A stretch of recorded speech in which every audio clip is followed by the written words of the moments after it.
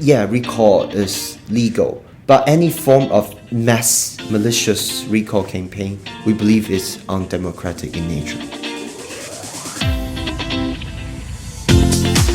On July 26th, voters in Taiwan will head to the polls for a recall vote unlike any the country has seen before. Over 20 lawmakers from the opposition Chinese Nationalist Party, or KMT, could be unseated in a single day. It's a political shake-up that could drastically alter the balance of power in Taiwan's parliament and reshape the country's political future. In our last two episodes, we heard from a political scientist and a grassroots organisation driving the recall campaign. In this episode, we turn our attention to the other side of the debate. We speak with a KMT spokesperson to understand how the party is dealing with this political firestorm. We hear the KMT's response to the concerns raised by civil society groups and discuss budget freezes, legislative tactics, and accusations of subverting Taiwan's constitutional order, as well as mounting concerns over the KMT's relationship with China.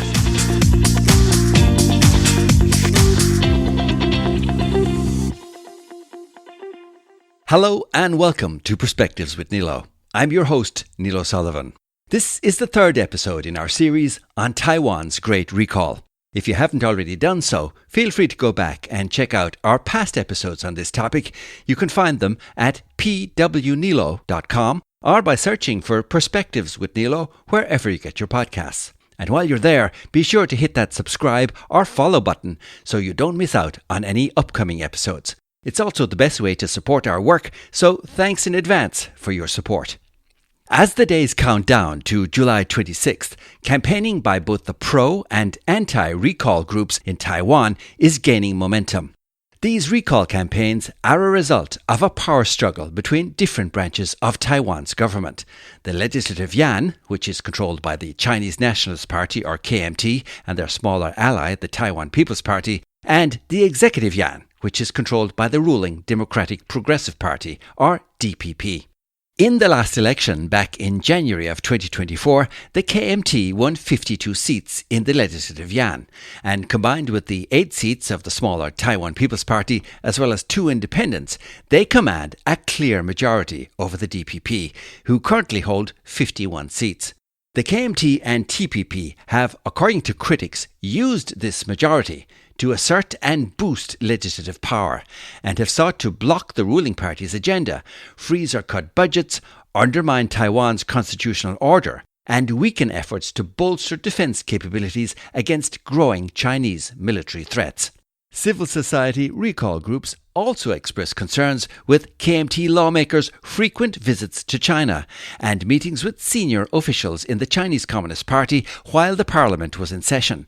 They accuse the KMT of collusion with the CCP, with some, like UMC founder and chip tycoon Robert Tsao, going so far as to say that Beijing wants to use the KMT to annex Taiwan, and calling the KMT China's Trojan horse. That's according to a report by news outlet Nikkei Asia.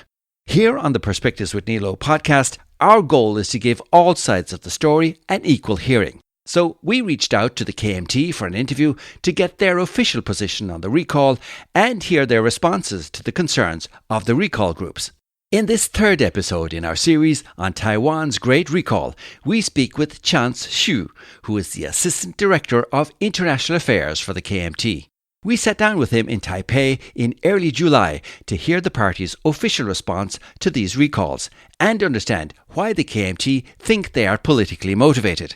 We also wanted to hear their response to the concerns raised by the different civic groups, talk about their controversial budget cuts, and discuss the party's connections with China.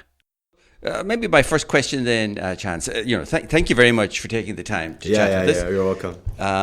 My first question, is on this great recall, as I understand it, 24 KMT or Kuomintang lawmakers are up for a recall vote on July 26th. Yeah. My understanding is that the KMT have 52 seats in total in the parliament. Mm-hmm. So that's almost half of your elected members that have so far made it to step 3 in this recall process. It's a pretty extraordinary situation.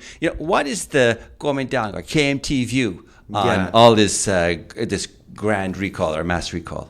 Yeah, Nilo, thank you for the interview today. Yeah, and like the KMT, we firmly believe that the recall mechanism in democracy must be exercised with caution and not wielded as a tool of political retribution. And as you can see, the current wave of the mass recalls launched by the DPP, we said it's launched by them because we really don't believe that there's like grassroots or civil group. We believe DPP is 100% behind it. It's certainly not spontaneous and grassroots in nature. Yeah, and the political motivation behind this recall is very, very clear, that the DPP want to weaken the KMT's oversight role in the Legislative Yuan. And so we basically strongly oppose this indiscriminate partisan-based recall attempts. And we believe it also threatens the democratic institutions. Okay, we can talk about some of those points, but I mean, I have spoken to some of the civic groups who are working on the recall. When I ask them why do they want to do this recall, they tell me they're unhappy with what has been happening in the parliament, right, over the past 18 months or so. They say they're concerned about the KMT's closeness to the Chinese Communist Party and the multiple visits by some of your lawmakers to China to meet the CCP. And they say they want to do a recall because they don't want this to continue. And they don't want the parliament to continue like this because there's a number of years left. And this is why they organize a recall or want to push for the recall. Yes. So I just want to ask, what is your kind of response to that? What do you say to those concerns they have? Yeah, so basically the civic groups, we have observed them, of course. Like the two accusations that they made the most frequently mentioned, first is of course the procedural justice things, the procedure. That they claim that the procedure, like during the past 18 months, that the KMT and TPP-led Legislative Yuan, a lot of laws are passed without procedural justice. Yes. But looking back, everything that KMT and TPPS and like Speaker Han Kuo-yu or Deputy Speaker Johnny Chang, they conduct the whole sessions, no matter the full plenary session or no matter in committee, everything is with the Legislative Yuan's law and internal procedures. Nothing has been broken. From our point of view, it's like that. And like if you look back into especially the past from 2016 to 2024, the DPP, when they control both Legislative Yuan and they control both the Executive Yuan, the full powers, they pass the law, they pass the bills with even a more violent demeanor, and they treat the opposition even not like what especially KMT-led Legislative Yuan.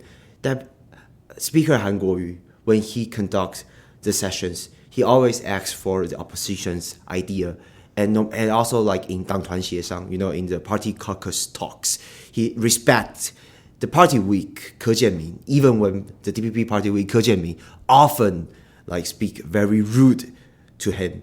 So we believe the procedural justice is not a problem at all. Okay, but they do say things like there aren't normal discussions, for example. This is what they say. There aren't normal discussions, and that, many bills, don't have a third reading, for example, before it actually goes for a vote. In other words, they're not properly reviewed. Yes. So they're concerned about that. And then they say, that there was a law passed, a reform act that gives the Legislative Yuan special powers, which was later ruled unconstitutional by the top court, and things like this. By the Constitutional Court. So these are the things they say. And I mean, if you watch some of the TV pictures of the Parliament working, some of the scenes are very chaotic, right? First of all, the chaotic things are all created and launched by the DPP legislators. That's very, very clear. I mean, everything is in the footage. It's the DPP legislators. They do not. They found very bitter to lose the election last year. So in the first session, they decided to launch like violent violent attack toward the majority, the TPP and the KMT and the TPP. And then if you are talking, and then if you are asking me about a lot of bills are not do not have read 3 times, or do not have a just procedure, is 100% nonsense. In every committee, in every committee, there will be 2 leaders in the committee, right? And one is from the opposition, and one is from the KMT or the TPP. So during the committee, when they are passing the bills, every week they will change one person to host the review, right? So the process is very fair. If they found something illegal, they have a lot of chance to talk about it, and especially in the 党团协商, in the caucus talk negotiation things, the sessions. Yeah, I mean, so if we take another opinion, so there's an NGO called Citizen Congress Watch. Yeah. I don't know if you heard about them, but they monitor parliamentary, goings on. And they said in this first session of the parliament that, there were a total of 1730 legislative proposals introduced, and only 40 of them actually made it successfully past the final reading. And they say this is very inefficient, right? The parliament isn't doing very productive work. A lot of stuff is coming in, but they're only passing very small few, and the benefit to the Taiwan public isn't very good. It's very minimal. And so I guess I put it to you that the KMT have a majority, and you have the support of your ally, the TPP. So you have the controlling majority. So if you're controlling the parliament, isn't this a reflection on you? No, I believe that statistic exactly shows how partisan the nature now the Taiwanese politics is. Tell me more. Yeah. And that if you know about how our bills are normally passed in history, normally the bills are passed when the executive yuan will have one version, and then the different legislator, no matter from KMT or TPP or DPP, they will issue their own version, that they want to revise that laws, they want to revise that law, that articles or that sections. It's mainly like that. But the problem that the current legislative yuan met is executive yuan is the one that's being irresponsible and being inefficient, because most of the time they don't want to introduce any laws.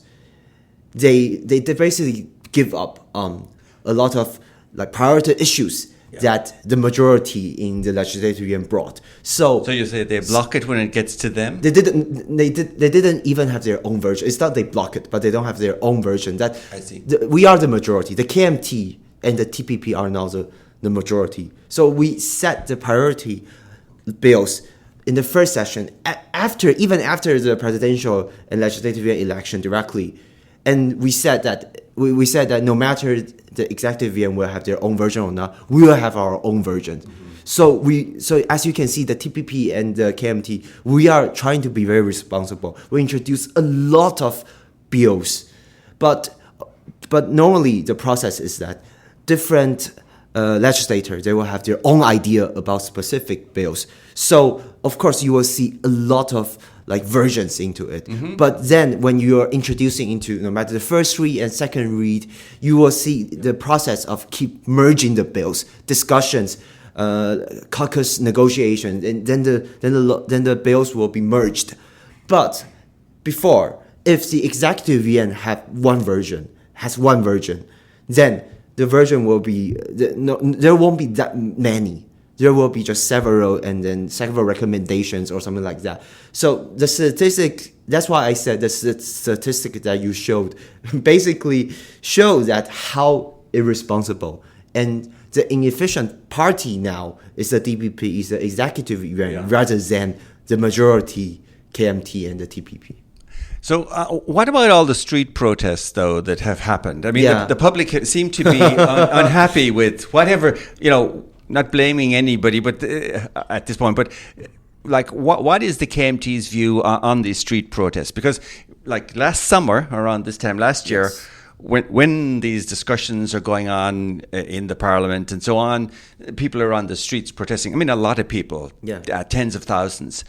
What is the, like, does that concern the KMT to see people unhappy with how the parliament are conducting the business? In the meantime, as you can see, during that same period of time, KMT also have a lot of supporters on the, outside of the Legislative Yuan on the street as well. And like you see, I think just 2 or 3 months ago, when the DPP launched like a judicial attack, like put some of the KMT local party headquarters head into customs because of the signature things. You see a lot of people like with tens of thousands of like supporters, no matter KMT supporters or just people don't like what the DPP now showing, especially some we believe it's an authoritarianism moves. They go on the street as well.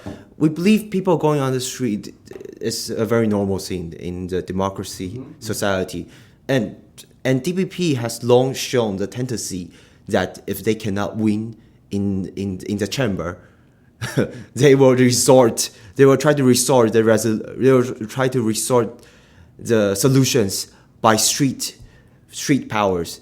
And do you think it's, for me, of course, personally, I don't think it's good. Especially, you see, during the last summer, the DPP legislator even go outside the chamber and call those street protesters to charge into the Legislative Yuan. And any kind of violence to try to insert on the parliament, on the Legislative Yuan is intolerable for us. So we believe, from the KMT stance, we respect everyone's right to protest. We are still a democracy country. Everyone has a right to show their opinion. But what the DPP legislators had done, especially trying to make a way for the street protester to occupy the chamber, it's intolerable. It's 100% illegal. It's anti-democracy. But the street protests are the Bluebird movement. I don't. My understanding is they are nothing to do with the DPP, right? They're civil groups organizing. That's the image that the DPP want everyone to understand. But if those street protesters are there and what they are advocate is 100% aligned with the DPP, does it even matter if they don't say that it's not DPP mobilized? And like even if the DPP said they have no connection with them, just see those street protest leaders, like their individual connection with the DPP legislator or their individual connection with the president. And like 2 weeks ago, Puma Shen, the DPP legislator, said himself that he led Cao Xingchen, one of the leader of the Bamian group, to meet with Lai Qingde. They used to say that they have no connection, but now they are meeting. So isn't it very clear? Isn't it very obvious? So maybe we can talk about the budget next, because that's also been, I guess, budget cuts have been something that's been discussed a lot. Yeah.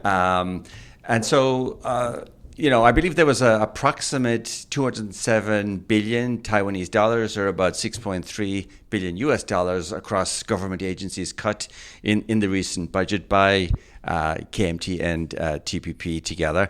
Almost 7%, I think, of the total budget is how much I understand from reading in the media and so on. In the past, cuts have been a lot less, maybe like 1%. Can you help our listeners understand, why this level of cuts this time? And, is there other plans for that funding that's saved or, that is cut? Neither. We have to, when we are talking about all of these issues, we have to respect the fact. The fact is that the KMT cut or freeze the budget in a historically low record. It's true.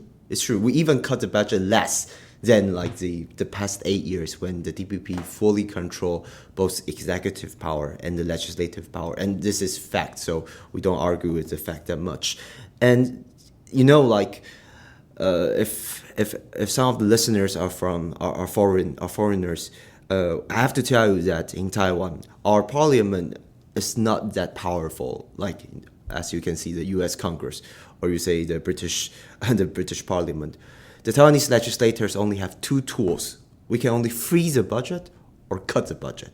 We cannot, to some extent, for example, we cannot add the budget, or we cannot propose like bills to have more bonus on the money. So in Taiwan, it's very often, and it's a normal practice that in order to let the executive yuan, the executive power, each ministry to be more responsible, to reveal more informations, describe and have reports on why they are using this money that much, or why they are doing this project, we freeze the budget. And when no matter which ministry filed a report and describe and explain why they want to use this budget, the budget will be unfreezed. You want them to justify why they need the money, basically. Yes, okay. And it's a normal practice. Every year does that. When they file the report, the budget will be unfreezed. So it's 100% a political move. Yeah. That what we see is very regrettable, that the DPP try to tell all the foreigners, saying that the KMT freeze the budget to weaken the central government. It's 100% not right. But there are people in Taiwan, like people working in the medical profession, saying that the medical budget spending was cut, and they're unhappy about that because they weren't given what they consider a fair explanation as to why it was cut. If you talk about the medical issue, that's even more regrettable, because from the first session, even during the presidential election, the KMT, we talk about the medical issues is certainly the priority. We talk about our health insurance, we should put more budget into the health insurance. And we should change, we have the 健保点值 issues. Like each point we should make the money that can transfer higher. And we ask, and during the election, it's actually a cross-party consensus that we should cash up. We should cash up those health insurance point. But it's a DPP. Then when the President Lai ruled, he said no.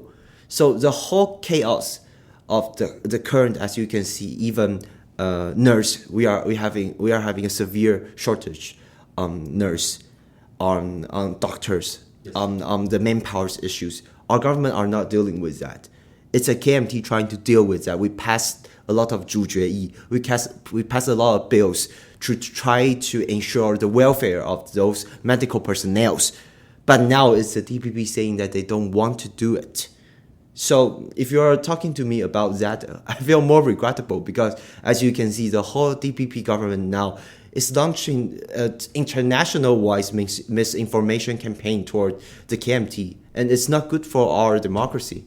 I suppose the other thing also when it comes to budget, especially for foreigners who are looking at the situation, is that we hear the KMT cut the budget funding in military and national security by about 3%, whereas we hear the DPP and Lai Ching-te want to increase it by 3%. And as for outsiders looking in, we see China is ramping up their military patrols around Taiwan, doing more blockades and things like that. And I guess the expectation would be maybe you should be increasing your defense budget. So let me ask you about that one. Why decide to reduce the budget by 3% at this time when it seems like China is more aggressive towards you militarily? Now, like I just said, the largest chunk of money that we freeze, is the submarine budget. It's a submarine budget that they present, they try to pass.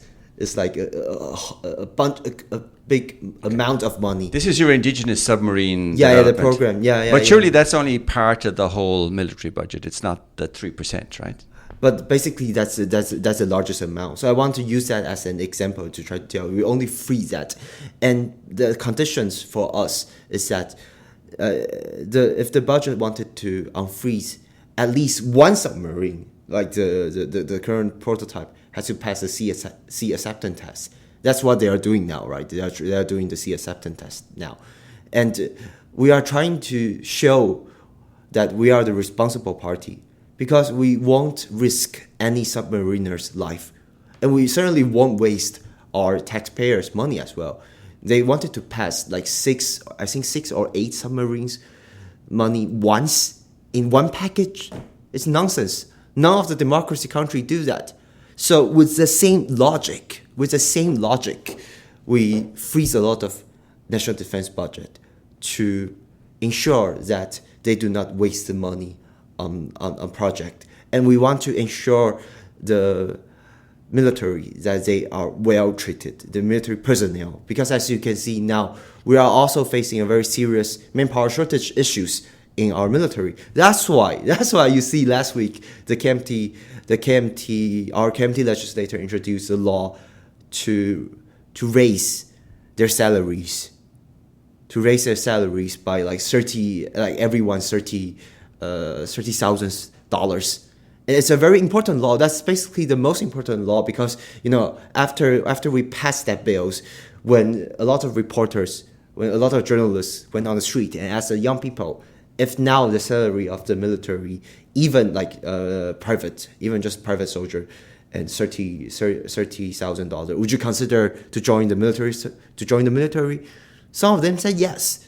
So I think that's the most important thing that also, the KMT is focusing on. Definitely important for defense, no doubt. Yeah, because no matter how many weapons or platforms you buy from foreign country, especially United States, if you don't have the people, nobody can man those weapons. Nobody can man those platforms. So we believe that manpower shortage should be the thing that should be the priority that the government has to focus on. But as you can see, the past 8 years, nothing has been done. And another thing I want to ask you about is, again, something that like all the civic groups I talk to bring up, and that is the KMT's links to the Chinese Communist Party. So they point out that several KMT lawmakers like Fu Kunqi, the caucus whip, and Wang Hongwei have visited China while Taiwan's parliament was in session. And they met with very senior CCP Politburo officials like Wang Huning and so on. So like, what would you say to these civic groups if they're concerned about these links with the CCP? Nilo, I really like. I'm not trying to be serious about this issue, but I want to tell them a very simple thing. Like my vice chairman Andrew Xia, the one that often visited China, he often said this to us. He said that, if you want to sell something, if you want to betray something, you have to earn it first. KMT now is an opposition. We earn nothing. We don't own anything. We are in the oppositions, so we don't own the government. We cannot sell Taiwan, neither betray Taiwan. We are not in the power to do so. Every trip are. But you do control the parliament, right? We do control parliament, but we don't control any budget. We don't control any government project. But you voted budget changes because you have the parliamentary majority, right? That's just oversight. If we don't have the majority, if we don't exercise our oversight power, and why do people elect us? How can we enjoy the power? And the accusation, those civic groups and the accusation, the DPP often accusing us are about national security, are about diminishing the sovereignty. But those accusations only will be valid if you have the executive power. So we are often feel very. But what I sense from them is they're worried about the CCP getting more influence into Taiwan through the KMT. And I think not only the civic groups have said this. I also read this statement from some business leaders like this Robert Tsao, who is. I don't know if you know who he is. He's the chairman of UMC. He said that Beijing wants to use the KMT as if he is still called a business leader, that's something very interesting. He used to advocate for cross-strait unification. he used to join he used to give up the Republic of China citizenship to join to earn Singaporean passport. So many of the so-called civic group leaders are those who use to show loyalty to CCP, like the rap singer, the rap singer PYC. Those people used to go to China, earn a lot of money, and now it's just because they cannot earn more money there, so they come back to Taiwan. They try to earn more support from the DPP to get more budget, to get more popularities. We hate that, and none of the KMT politicians did that, and we are being accused of betraying Taiwan. That's hilarious. That's just hilarious. I mean, so you would say to the civic groups that you're just kind of building relations with the CCP. They can trust what you're doing. Is that what you would say? First of all, we believe that what they should be more concerned of is the infiltrators in the presidential office. It's the infiltrators next to Wu Zhaoxie, next to Joseph Wu. The infiltrators that they should be more worried of is in the DPP, rather than the KMT without having any executive power. And one thing I really wanted to mention is that Nilo, like we talk about our mainland Chinese visit to foreigners a lot, because a lot of foreign press, a lot of foreign missions people will ask us, and we will tell them. And indeed, we sometimes do not mention that much to our domestic audience, the reason why we do that and why we're doing that. And now I want to use this opportunity to talk about those mainland Chinese visits. Nilo, actually even now, we still have around 200,000 to 400,000 of Taiwanese people living, doing business, or studying in mainland China. And as you know, during the past 8 to 9 years, because DPP is taking a confrontation stance toward China, so they have no communication line. So most of them, when they're having problems, no matter some political problem or business problem or just some issues, they seek for KMT's help because they cannot find any assistance from the current government. They have no communication line. So that's why the KMT, we still insist we need at least some higher officials, no matter legislators or especially party official. Our vice chairman Xiang Lian and Andrew shall visit their different province, different city. We are going there to do, to some extent, like constituency service. Something like that. Of course, we don't have constituency there, but something like that. We visit China. We heard our Taiwanese people's problems, and because whenever our officials there, the mainland Chinese officials will be there as well. So sometimes the Taiwanese people there, they cannot put their case to the mainland Chinese officials directly, but when we are there, they can see them, they can meet them, and as we can be a window, or we can be a mediators to help them solve the problem. That's all we do. We are the opposition party, so we know clearly that we do nothing. We never mention any political issues there. I do want to ask you also, though, about you kind of alluded to it earlier, the issue of the signatures. So, as you've said, the GPP backed the recall campaign against the KMT. But can you tell me, about do the KMT try to recall DPP lawmakers? Yes. I mean, this becomes an issue with, as you say, with the signatures. What has happened? I mean, I don't see that there are any DPP lawmakers up for recall at the moment, though. So, in the beginning, until now, the KMT stance is consistent, that we oppose any form of mass malicious recall campaign. And we admit that individual lawmakers may be held accountable for serious derelictions of duty, or blanket recall efforts are inherently vindictive and politically motivated. But from the KMT, we really don't believe the mass use of recall campaign is justifiable. So indeed, in the beginning, KMT, we try to target individual DPP legislator, that from the KMT point of view, from a lot of pro-KMT civic groups' point of view, they are unqualified for their seats. We try to gather signatures, we try to gather petitions to unseat them as well. But it's just the civic group did not have that much powers to gather enough sufficient signatures. So now, as you can see, only KMT legislator being recalled. But over 31 people with KMT connections were indicted for collecting false signatures or forging signatures, right? Isn't that correct? That's from both parties. As you know, the recent statistics that the Central Committee issued is that there are around 24,000 of false and fake signatures from the DPP civic groups as well. But as you can see now, the judiciary system has been weaponized.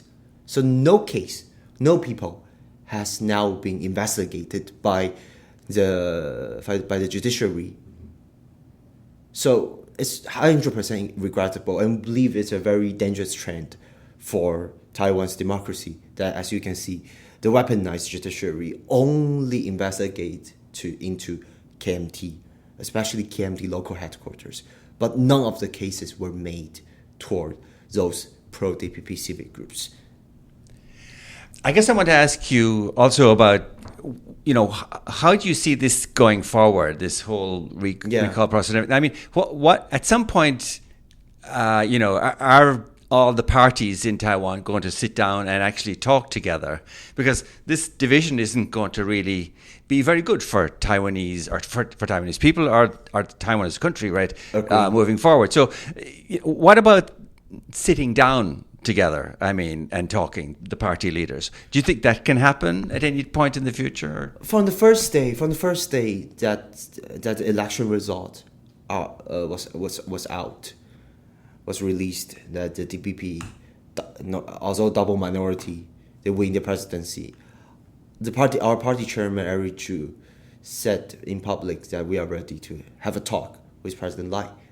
But until now, we received no calls from the presidential office. Well, I believe he did ask Ep3 and the leader of the TPP, Hong Kuo-chang, to meet and talk about security issues, right? Yes. Both of them said no, as from what I read in the news. First of all, as I reiterated, from the KMT point of view, it's the domestic issues that the people care about more, and especially those economic and trade talks or exchange rate issues with United States government. That's what and as you mentioned, the manpower shortage in national defense, or manpower shortage in the whole medical systems, and the manpower shortage even in our labors, and the electricity, and the shortage of energy, the shortage of electricity. The whole energy policy. Do you want to revise? Do you want to bring back the nuclear power plants? We believe those are the issues that should be discussed. But apparently our government do not care. They only care about national security. And we believe to some extent the nature that they want to put everything in secret, in confidential, also shows that they don't have a good willing, they don't have a good mind. How do you mean they want to do everything in secret and confidential? Is this just this meeting I mentioned, is it? Yes, on the meeting itself. Yeah, okay. Yeah. Even the part that they originally said that, okay, we can have like around 30 minutes, like Chairman Zhu, Chairman Huang, and President Lai, Chairman Lai can talk about domestic issue, like the first 30 minutes. But there actually was no discussion. It's just President Lai will talk 10 minutes, and two leaders can talk 10 minutes, and President Lai will leave, and cannot be open to public. And so, what's the meaning of going if the executive power don't care about the Taiwanese people, don't want to talk about the most pressing issues? I see a lot of commercials on the TV regarding the recall, and the KMT are asking people to vote no. And as you mentioned when we were talking earlier, there's rallies and so on. Yes. How do you reckon this is all going to turn out? Yeah. Do you think there will be a change in the balance of power in the parliament once the recall voting is through, or what's the KMT feeling on this? We really trust that the most of the Taiwanese voters value democracy, fairness, and rational governance. So we believe the overuse of the recall mechanism will ultimately backfire. As you can see, we have seen trend online in social media, like the majority of the people, especially we call those, we say 中间选民, like not really party biased people. They are gradually now very tired of seeing those negative campaigns on the street, especially those people who support the recall. Now, as you know, recall campaign is not like just normal, national or local elections. Recall is basically negative campaign in nature. So it's all about hatred, especially those advocates for supporting the recall, those pro-DPP and the DPP-supported civic groups. From our point of view, and from, I believe, the majority people's point of view, they are dividing the Taiwanese society. They are creating hatred. Although they claim that they are safeguarding Taiwan from CCP, but the fact that is they are dividing the society. Like, did you see the news that 2 weeks ago or 1 week ago, a DPP legislator, a woman legislator, Mrs. Guo Yuqing, she walked on the street and talk to and confront just a guy doing live after finishing his gym sessions, wanted to ask his followers which drink that whether he wanted to take a drink or not, and he was confronting him, saying that are you pointing your camera to children? Don't record the children, something like that.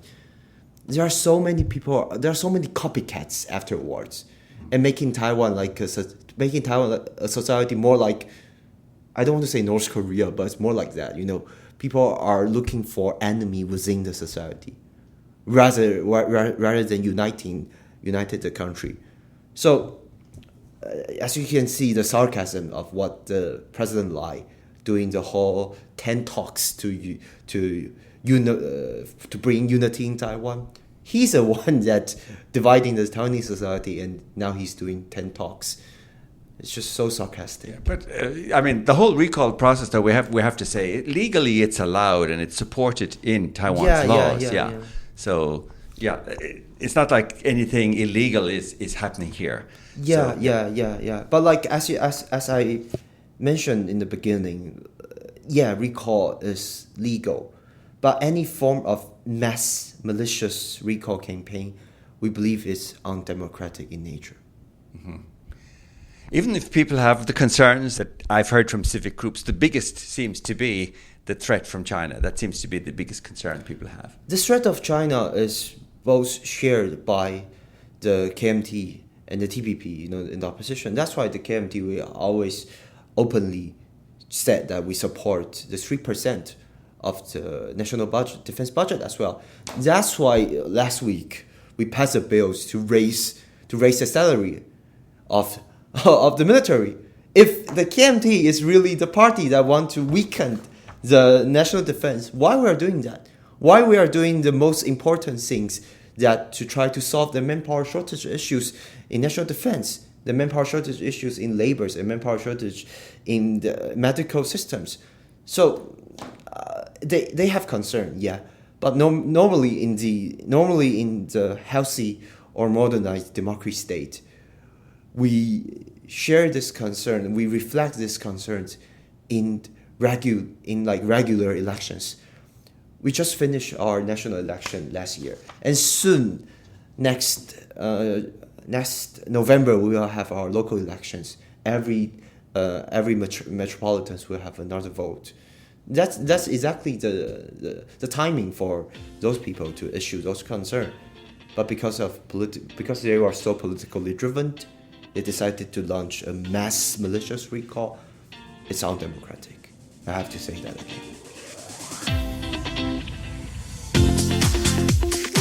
That's Chance Xu, who is the Assistant Director of International Affairs for the KMT, speaking with me in early July at KMT headquarters in Taipei. My sincere thanks to Chance for taking the time to chat with us on Perspectives with Nilo. As usual, we've placed additional information on the topics discussed in the Dive Deeper section of our blog, which you can find at pwnilo.com. This includes a recent statement from medical groups on the recall vote and media reports on the KMT's claims that the DPP are weaponizing the judiciary to detain pro-KMT recall campaign staffers. We've also included a link to the previous administration's announcement in December of 2022 to extend mandatory military service. We also want to share an update from Taiwan's Central Election Commission. Previously, the Central Election Commission announced it had scheduled the recall elections for the 26th of July and stated that 24 KMT lawmakers and the mayor of Hsinchu were subject to recall votes. On July 2nd, the Commission announced that recalls for 2 more KMT lawmakers will take place on August 23rd. This currently brings the total number of KMT lawmakers facing recall to 26. We will continue to keep you posted on any further updates here on the podcast and on our social media pages, all of which are linked on our blog at pwnilo.com. We'd also love to hear your feedback on these episodes, so drop us a comment, a like or a follow on any of our social media pages. But that's where we leave it for now. As always, thank you for listening, and until the next time, 再见.